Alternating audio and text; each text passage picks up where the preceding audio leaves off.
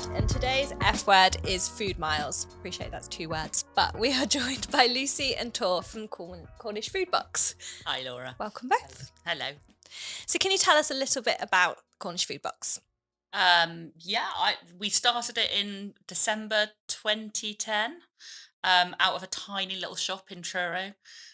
We put a poster up in the window. We started it on the 17th of December. Who starts a food business on the 17th of December? Well, that's how much we knew about what we were doing. Like literally nothing. Seemed like a good idea. We delivered our first veg box out the back of my car with a toddler and a baby in the car seat. And it's grown from there, really.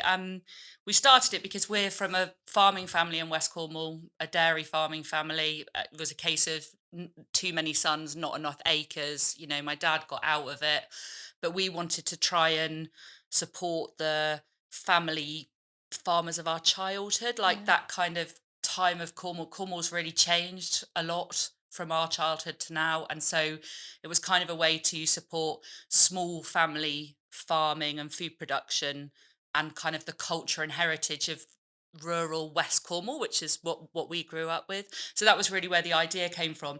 Lucy's a really good baker, and so initially we'd both been living abroad for a long time. I'd been in Indonesia, Lucy was in Africa, I think, when you came back, and it was like, what are we going to do? How do you ever get to buy that house on the, you know, overlooking the sea in Cornwall? Like, you set up your own business. I'm not sure that worked. Neither of us own a house like overlooking the sea in Cornwall currently, unfortunately. But it was like, okay, well, we could deliver bread in Truro, and it's like, well, if you're going to deliver bread, why wouldn't you deliver butter, and why wouldn't you deliver bacon and milk and all the other things? And that's where the idea for the food box came from. So and that central important thing at the start was that it was economically good for Cornwall, that it contributed to the development of Cornwall, because at that time, you know, things were still really, you know, difficult. Cornwall for a long time being a really poor community, and we wanted people to be able to stay in Cornwall and be able to make a living out of doing things really well and want to be part of that. And that's really a lovely sentiment that we've heard through a lot of the podcast, is around stopping people going out of Cornwall for opportunity. And actually there is opportunity, like here. Yeah, and that's what's changed a lot, you know, in the course of our lifetime. We were both born in Penzance, grew up near Porthleven, went to Helston School, and everyone left. Everybody left, pretty much. And then now you come back and there's the university, and there's so many more opportunities here. Yeah. It's such a great place to do business. We're very lucky to live here. Sometimes you feel like you're, you know, sort of a million miles away from everything, but then you go a million miles away and come back and think, thank goodness. Or you want to be back. Yeah, exactly. Yeah, exactly. And you spoke about starting it out the back of your car and just having this sort of tiny little setup.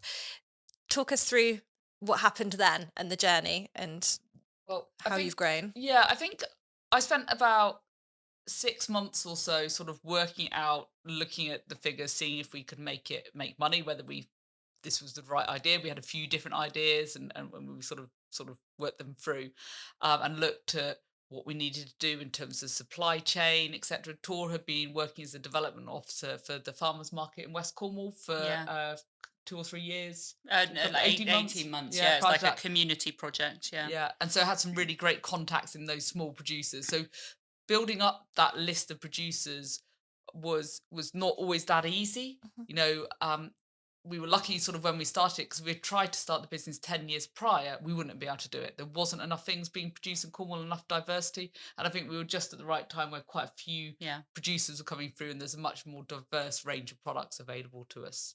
But I don't know that we had huge hurdles at the start, because we literally just decided to do it, worked out some figures, thought this would probably be a good idea. And it literally opened on the 17th of December. Lucy said, should we put a poster in the window that says we sell turkeys? The 17th of December now, like, we can never celebrate the birthday of the food box ever. It's the busiest day of the year. It's hideous. I've been to your premises on the 17th of December, loading food into my car. I've seen it. Yeah, it's chaos. Yeah. So that is how much we knew about it. I mean, we had a tiny little shop, and then we had a shop on near the Liberal Democrat office, Charles Street in Truro. And then I think the hurdles for us, have come from growing, not recognising enough sometimes when we were really growing. Maybe sometimes as female leaders not being ruthless enough in our own self-interest, always trying to do stuff to make it so it works for everyone. Yeah. And sometimes that makes it really difficult. Being in an incredibly competitive market, we sell food, carrots are, what, £1.50 or something. You've got to sell a lot of them. Yeah. And you've got to have all this space and warehouse space and fridges and all sorts of other things. And then it's been things like when we took over our shop and cafe in Truro, which I think was a great thing to do. And I sort of miss it. I miss the community sense of that now. But whether or not it was strategic enough for the things that we should do. We've done a lot of things in 15 years. It's an interesting journey, isn't it? Trying to grow something. It's hard growing a business. Yeah. And I think that ours is quite a complicated business. It's, when people think about us, they would assume our competitors were Abel and Cole or Riverford. And of course they are. But our major competitors are Sainsbury's and Tesco's. Yeah. And that's a hard industry to be in, up against those sorts of budgets. And we're up against the fact that 97% of all food shopping is done in the supermarkets. And so there's a 3% that every other business out there, every greengrocer, every farm shop, every company like Riverford or like us is competing for that 3%. Yeah. And that's a tough market. I think we didn't realize how tough the industry was when we were going into it. And I think we didn't, and the market's changed a lot, and some of the skill sets that we've needed have changed along the way. And that now we are a e-commerce, digital marketing, heavy company, to get the word out there. Yeah, it's, Dan, who does all our IT, about 18 months ago, just after COVID, the madness of COVID, said to me, well, you're not really a food business. It's like, what are you talking about? Of course we are. We've got food in the name. Yeah. And he was like, no, you're an e-commerce business. You're a tech business. Your website investment is never going to end. Yeah. You're never going to finish your website. Never complete it. No, it's never and completed. And technology's moving so rapidly, isn't it? The way you can kind of talk to a smart speaker and tell it to order you something and those sorts of things. Yeah, and it's looking at how you automate, and processes and warehouse processes and all of those things. So I think that's the element of growth that's hard for us to get a head around, because I think as an entrepreneur, when you start something, we've started something about Cornwall and its culture and its food scene, but in order for us to grow and develop that, we're a tech company that has to be really good at SEO. Lucy's learned a lot, like she's becoming a bit of an expert on the old digital marketing, but for me it's more about getting some nice stuff to people that they really enjoy, that shows that you're proud of where you're from. So I suppose we've got both angles covered. But I think that's where it differentiates. So I have had someone say to me before, but why doesn't your website do X? Because Amazon does, and I had to say, because that's probably £20,000 or £30,000 to make that button appear there. And for us, it's about remembering what it is that makes us different and what we do really well. And no, of course, we can't provide a Amazon-like website for you, but there's a whole host of other things we can do, and helping people see the value in those things that we offer that are different. And value is a really important word, I think, because, we're all short on time, we're short on money, we're short on, emotional capacity to do things, to go to supermarket. And so some of the things that you guys have done to manage that or help manage that for people. So you do like subscriptions, don't you? So people can have those kind of regular deliveries. Yeah, and so people can have, a weekly veg box or meat and fish or whatever. We sell everything. So veg, meat, fish, seafood, your milk. I know you guys, we took over Lilly Brothers about 18 months ago now. Having your milk delivered, all of that kind of stuff. So we're trying to make it really easy, but it's this constant process of everyone's used to the big boys doing it in certain ways. So you've got to try and keep up with that all the time. And like you say, it's changing hourly almost. It's trying to keep on top of all of that. And I mean, there's one fundamental sort of difference. Going back to your thing about carrots, they're all grown in the ground. Well, mostly grown in the ground somewhere. Yeah. But for you guys, the food miles thing, talk to me about what you're supplying and why that's important. Yeah, for us, it's I suppose there's a difference between us and perhaps some other companies who perhaps more focus on organic food or agroecological kind of food. For us, it's about supporting Cornwall and supporting Cornish producers and it being local. So we will supply stuff from tiny organic market gardeners who are permaculture, who are, absolutely dedicated to exactly what their soil health is exactly like, through to more conventional sort of family farms who are farming in a more mixed traditional sort of way. And we want to support all of those people, because they all make up the Cornish sort of community, and they provide not only food which is just down the road, so you're supporting those people, you're supporting your community, what goes around comes around, and keeping that money locally. But it's also about food security as well. And food security is going to be one of the major issues that you're going to start hearing about over coming years. We've all just seen the floods in Spain. People forget about what a large percentage of our fruit and vegetable crops are grown in those areas, and what a problem it's going to be. I was just talking to one of our farmers yesterday about broccoli, because we just finished cutting broccoli in Cornwall. The next place they'd be coming from is Spain, but I suspect we'll be seeing some big gaps and shortages of broccoli this year. And we've seen it over the last few years as well, with some of the salad crops not available on the supermarket shelves. There's been some hints of this coming through in the supply chain, because there's a major problem with supply chain in terms of food security for the UK, because we only produce 23% of the fruit and veg that we eat in the UK is produced here, and we have major problems with supply chain. Throw in Brexit, climate change, some of the other things, and we're going to start to see some big gaps. Do you think that then leads on to like an educational piece around seasonality and understanding what you should be eating and when you should be eating it? We were just talking about that, and Lucy's doing some work with this with the Cornwall Food and Farming Group, where we were just discussing, weren't we? Like, sometimes you're just driving past a supermarket, it's there, it's convenient, it's gonna have probably what you think you might want, although you end up buying different things, right? That's how it works. And if you were constantly, there's a message, isn't there, that if everybody in Cornwall spent an extra £5, £10 a week as a household household on local food, it would generate what was the 130 million or something for a year for Cornwall, for the rural economy in Cornwall. Yeah. And I think it's just small changes, like you guys getting your milk delivered. That is from a very small scale dairy farm, and it really makes a fundamental difference to that family locally, to them surviving, and them still being there. But it was about messaging and putting messages around. So as you were driving towards Sainsbury's and Truro every day, if there was that sign up that said, if every household in Cornwall spent an extra £10, you would still go to Sainsbury's that day. But the next time you saw it, and the next time, you would start to consider your choices. And so I think education around local food, because the supermarkets have taken that away. We don't have to think about where it comes from, because it's just there, and it's quick and easy. We've got so many other things, haven't we, to be focused on, that are constantly bombarding us. But actually, with food security, we are going to have to think about it a bit more. And I think if those small education pieces are put out to people just to make you drive past, you take that bit of information in, maybe you will think about it. And I think that's such a powerful statistic, and that's just one. I'm sure that you guys have got reams and reams of similar statistics. It's shocking. Some of the stuff's just shocking. I think it is. I think the other thing that's coming out that people don't realise is the loss of farmers in the UK.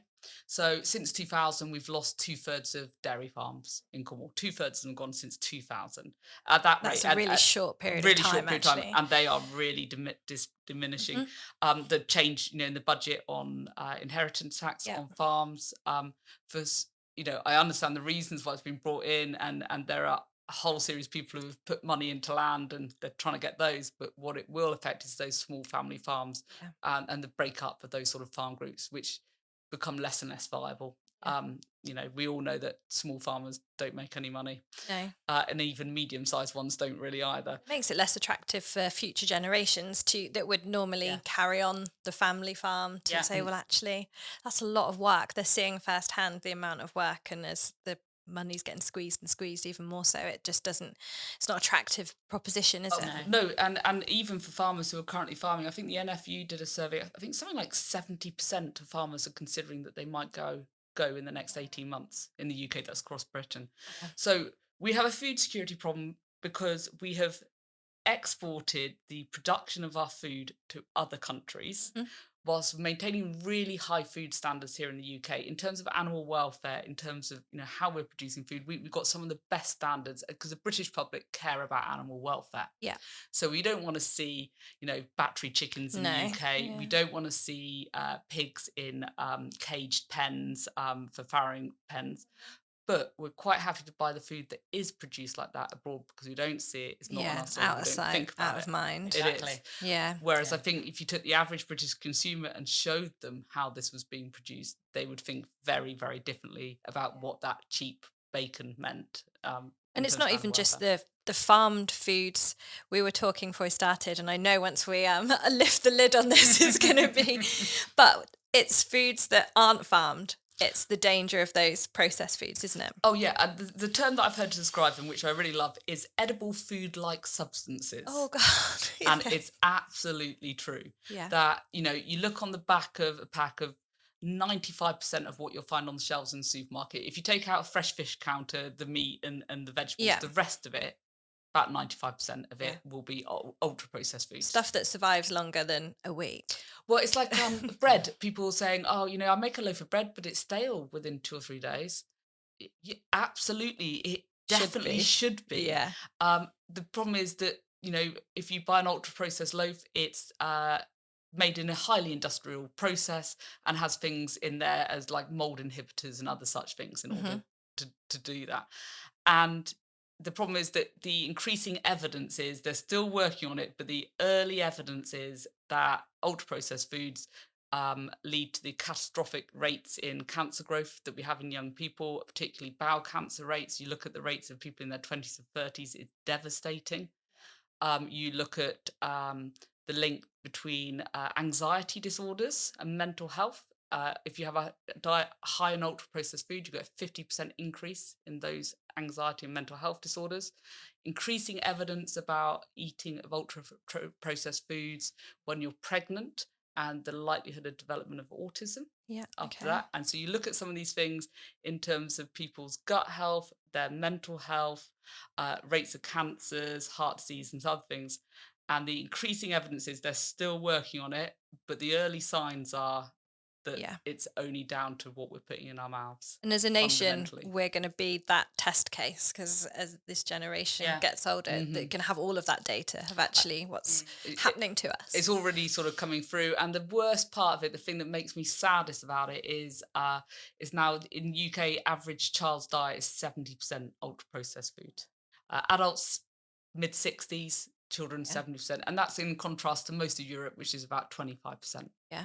And so the UK has got a problem, and it's costing the NHS a fortune to do this. And the only people that are making money out of it is food manufacturers, large multinational food manufacturers who are doing this, who are controlling the industry. And we're all paying for it. We're paying for our own health. People will go to the gym. They're trying to buy products to be healthy.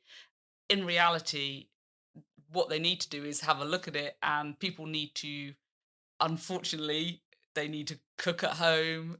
They need to make things from scratch. They need to buy fresh vegetables. They need to buy real meat, which they know how it's been produced. They need to eat less of it, but much higher quality. And you need to do things like buy a pack of butter and be eating that instead of a low-fat spread, which is actually going to be worse for you. But people don't know that. They're doing what they think is good, but what they've been told is not right. And that's the problem, isn't it? Is, again, we're short on time, so if a label says low fat, high protein, high fiber, any of those things, or you see an advert or a friend tells you that this is good for you to, you know, you can eat that, then you're just going to go with it. And you were talking as well before we started recording around foods are actually made to be addictive. Yeah, absolutely. Unfortunately, there's certain ratios within the human diet that are really attractive to us. So emulsifiers in food are put in there to make the food more palatable, feel good in your mouth, so you really, really enjoy it. So it hits all those signals in your brain. The fact that it destroys your gut health and will lead in the end to obesity and type 2 diabetes, artificial sweeteners are the other thing, which are just terrible. They're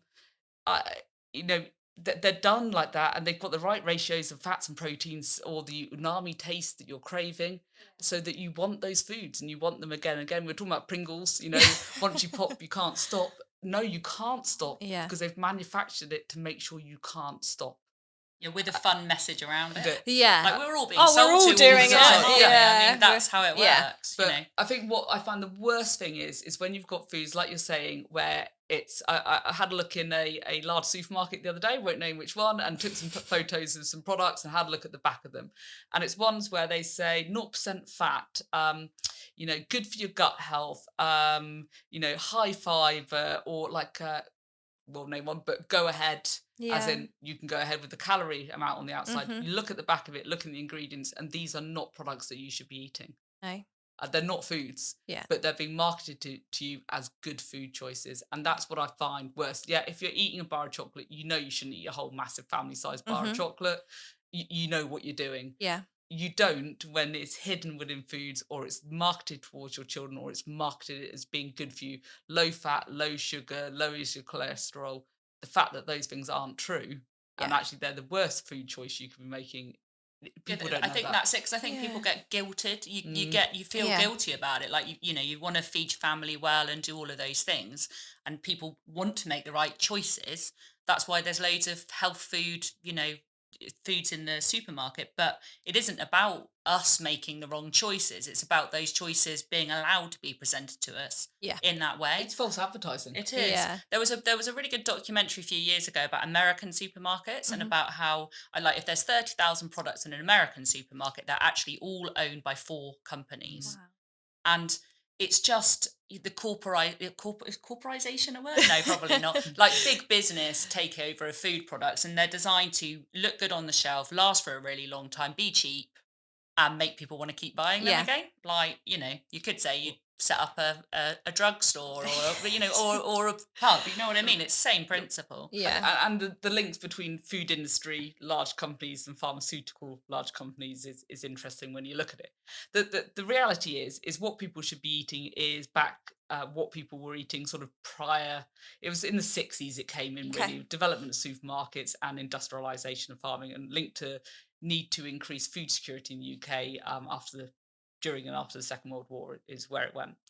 The reality is it's not sexy to say, actually, here's some potatoes and a bunch of carrots and a swede and a couple of chicken legs and a nice piece of fish. They might have a bit of mud on the carrots and they're not quite the same shape as each People other. do complain to us about mud on something or not being the right shape. And that's the food that you should be eating. And then you need to go home with that food, and then you just need to cook it. Prepare it, And there's a total loss of cooking skills within most British households. Yeah. We've now got 2 coming on to 3 generations where people don't know how to cook.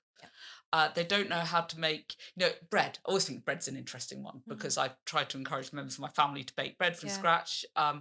I do. And people go, oh, and that sounds unusual and like it'd be difficult and all the rest of it. Actually, it's really, really easy. You're going to have to teach me, because mine fails every time. It's like flat and dense. I'm like, oh, for goodness Do you sake. use a bread maker?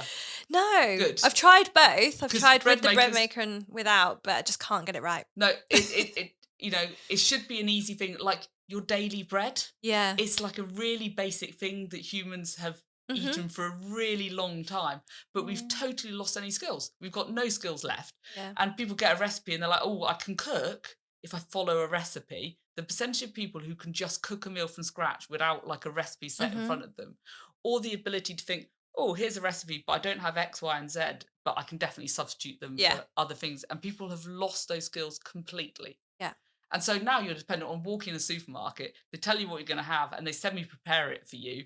And then you sort of pseudo cook. Yeah. I think your husband says that to you, doesn't he? He says it's not really cooking. Jan is from Singapore. I was going to so say, he's I had to hear learn. about, Yeah, he's like, basically, a roast dinner is his like worst nightmare. Oh, really? Oh, he's like absolutely hideous. So basically, he's a really good cook, and so the Singapore, the Middle Eastern supermarket in Truro is a big place that he likes going to. So he cooks everything from scratch, and he can't bear it, like the ready meals and stuff. Oh, why yeah. are people But doing even that? sauces and stuff, he will make Yeah. a Hayden curry is the paste same. or a sauce from scratch. And Like a white sauce, a cheese sauce, none of that is bought in. I think as well. like when you're talking about people knowing what to do, I think you think of school and you think of women working. So like it's kind of a societal thing as well, isn't it? Like we've all got to go out to work.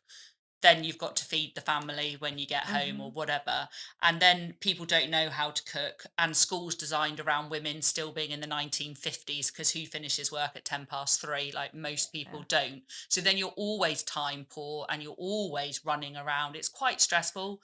making sure there's a decent meal on the table. You can understand for people, they don't have almost room in their kitchen for storing lots of stuff. So it's like a lot of people would say, well, this is really nice to have. Great, great if you can do it. But it should be made that people have that ability to know what to do with it. And if you buy a veg box from us for like 12 quid, you can cook meals from that for a week, but people will spend 13, 14 quid on 3 large Costas. Yeah. That's what coffee costs.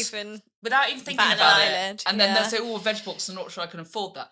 I'm going to challenge what you say, because people always say that. And I was thinking about this over the last few days. Told you. We're going to have the first podcast where we have a family fallout. Oh, it would guarantee to be us. Yeah.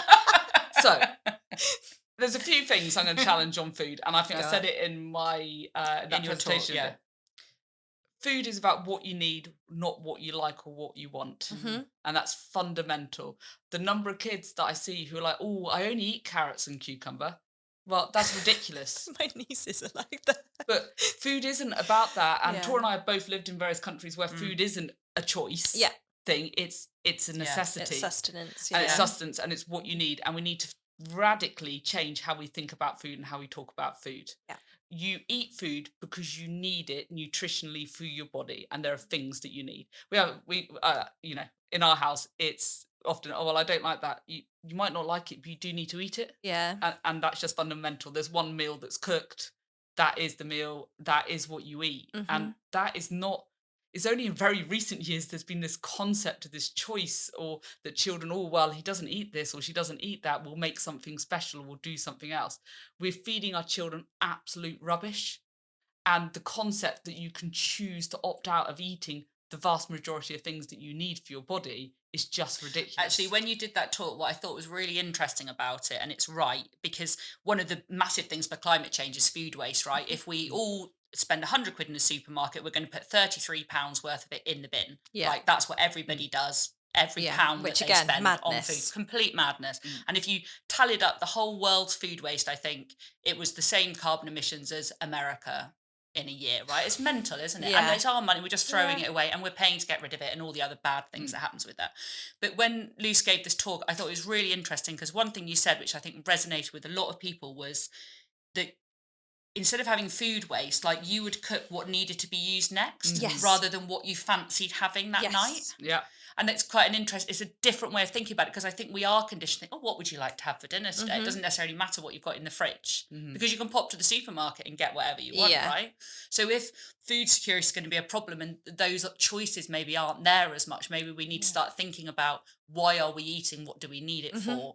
And why is it good for us, or good for the planet, or good for your community? And I think that all comes back to the food box, and why we started was, even if you buy a £12 veg box from us, that's £12 you're deciding that you want to spend with these people who are the custodians of those hedgerows, or that fishing boat, or that, cheesemongers, or whatever it is. So you're making a conscious choice to eat well, or support your community, or make that choice in your fridge that broccoli needs to be eaten before that pepper, or whatever it happens to be. So it's all about choice, and we all have a million choices. So why don't more of us choose to eat well and buy local and put the money back into our community? Like preventative rather than cure, Exactly. because we'll all spend money on vitamins if we're not getting them from our food. Exactly. Or and we don't mind what we spend on those things. Yeah, because they're going to make us feel better. Yeah. But it's that ahead. You'll spend money on skin cream and stuff for your hair, and vitamins, which actually fundamentally is not a good way to get vitamins in your diet. Yeah. It really isn't. The problem is that we are increasingly, I think 2/3 of the British public are overweight and 1/3 are obese now. And we've got a situation where we're both obese and malnourished. Mm-hmm. Yeah, whilst bizarre concept. wrecking the world whilst doing it. Food production is responsible for 1/3 of greenhouse gases. It's a big industry. It's a big issue. And we're spending all the money on things, and actually there's some trials happening in Cornwall and other places in the UK now, where instead of giving you tablets for type 2 diabetes, they're giving you a veg box instead. Okay. Because actually that's it what you works need. Better. It's what you actually need. And you should eat 30 different types of fruit, vegetables, nuts and seeds a week. 30 different varieties. Okay. And so eating some frozen peas and broccoli each day and a few carrots isn't enough. It's not doing it. It's not doing it right. And actually, you're wasting money, spending money on all the other health things that you might do, because you are what you eat. Yeah, Literally. Quite literally. And so you actually need to think, I need to eat really good quality food, and I need to stop spending money on skin products or whatever, because that's not the right way to do it. As you say, it's preventing it in the first place rather than trying to sort of work it backwards. Exactly. And your veg boxes, you're not kind of chucking 12 quid's worth of veg at someone and leaving them to it. There's like recipe ideas, and on your socials, like I'm always looking at your socials for like inspo of like what to cook, so and people also, aren't alone. Yeah, you think you look on Instagram now, you know, just type in, what am I going to make with, you know, I've got these 3 things. Yeah. Give me a recipe. Like, it's pretty straightforward. So easy now. So Google easy. Or whatever, or Insta will provide everything you need. It's not that tricky, but it is the thing, like you're saying. If you're looking, you've got a veg box, if you're looking in the fridge and think, I've got some broccoli and a Swede, you kind of have to go, that's what we're having for dinner. Yeah. Like we're going to have those things along with whatever else. It is not a case of, oh no, but actually I fancy this, so we'll nip to a supermarket and buy yet more stuff. And people need to change how they think about their food and what they're doing with it. But I also think back to the Costa thing, like, you know, you could 3 coffees nobody thinks anything about, but a veg box might think, especially if it's one from somebody like us, you think, oh, it's quite a luxury item. People seem to think that, whereas it's like luxury carrots, the most normal thing in the world. You know what I mean? And people always say like that. People have grown it and put it in a cardboard box. Yeah, exactly. And we dropped it to your door. It's really not that complicated. When we started, my mum said to us, she's like, oh, well, to be honest, what you're doing is not really very innovative. Like, she said, it's just what we used to do. Yeah. The supermarkets are really innovative. They are really, really innovative. Yeah. Oh, they've got really, really good at selling you a pile of stuff which isn't good for you and you don't really need. Yeah. You know, if we could have started Tesco's, maybe we would have the house on overlooking the sea right now. Probably would, yeah. Damn. Yeah. So yeah, I think people need to radically rethink their food. I think it will be forced on us by circumstance to a certain degree, but actually for our own health, for the sake of our communities, for the sake of the wider global planet, people actually just need to buy actually normal food. Like actual food. Real food. Just normal food, like some vegetables and, and I think, you know, some butter. And it comes back to like the whole idea of why we started again when we were talking about that, but it is also genuinely for us, it is helping those people who I do see, you know, you go to Cadgwith pub on a Friday night and people are singing, they say shanties, Cornish songs, and that all of that, those sort of communities, that is dying. There is a bit of a resurgence in it, which is great, but it is about that culture of this special place that we come from as well, that has changed so much. And for us, it's about trying to help people and the sons of the farmers, you know, like you were saying, people are, you know, why would you go and do it? Yeah. Why would you work 7 days a week to not make any money? Yeah. Like, why would you? I don't know. Why you set up the food box? Why would you? Why would you bother? But it is exactly that. Like, if we, as a community, Cornwall's so strong, like the business community so strong. For us, it's just constantly trying to bang on this message about purpose. But let's all work together. It's like, you're our accountants, or, you know, you're working with Shane to do all the recording here. This is all local. We're all working together. It's all a network. And that is related completely to food and stuff as well. In exactly the same approach. Exactly. And that's what we set up the food box to be ultra collaborative business. And we try to do it commercially where everyone is paid. We have no volunteers. To try and make it commercial, because you should be able to earn a living out of producing food, really good food. Yeah. Like, it's a fairly simple thing, but actually that isn't the case for a lot of people. It's really difficult. But I think it's where it comes back to, like you were saying, if every household in Cornwall, I think there's 260,000 households in Cornwall, if every household took and spent an extra tenner a week on Cornish food, and I don't just mean buying an ice cream or a pasty. They're obviously great if they're full of Cornish produce, but actually buying some Cornish beef, buying Cornish fish. Another great fact that 70% of the white fish eaten in the UK is imported from Russia. Oh, okay. So that's what you're eating. A lot of people would we've got all this coastline. Yeah, and fish things nuts. We export most of our beautiful seafood to the continent where they really appreciate France. We've just been to Spain on holiday, haven't we? There was it sardines, something, they were Cornish, the crab, spider crab. Cornish. You know, and we don't eat it here in, you know, Cornwall. Really, the Cornish don't eat that much fish. We really should be in making the most of this. Which again sounds bizarre. I know. And we produce really great quality stuff, and then we're eating the stuff imported from Russia. Most people aren't wanting to support Russia these days, but Yeah. they're eating the fish and they're not buying it from their local Cornish fishermen. Yeah. I mean, our fish is incredibly great value, Mm. really fresh, and it's supporting parts of the that Cornish community that people. That's the reason why people Yeah. love Cornwall. Why a lot of people move to Cornwall. It's that heartland That sort of what we do. wholesome, like purpose-driven Yeah. region. Yeah. Yeah. And so we just need to think about those things that we're eating, and we need to get kids involved in the kitchen. You can't rely on schools to teach your kids how to cook. It's No. not going to happen there. And so perhaps it's a parent and child thing of people relearning how to cook and engaging with food and making it fun and not making it a chore, making it something that's just part of what you do. Yeah. Well, and also that it doesn't have to be perfect, because No. social media is great in lots of ways, but in other sides of it, it's really makes you think, oh, well, I can't make it look like that, therefore Yeah. it's not right. And so I think there's that element of it as well, but great for recipes, but maybe doesn't need to look like, Doesn't need to look you like know, a picture. Yeah, Don't worry about that. Yeah, Just exactly. And if you haven't got, I don't know, chili flakes, chuck in some paprika, whatever, it doesn't matter, does it? Might taste even better. Well, no, I think you always say like making fish cakes and stuff with the kids and sort of getting involved. It doesn't have to be a difficult thing to do.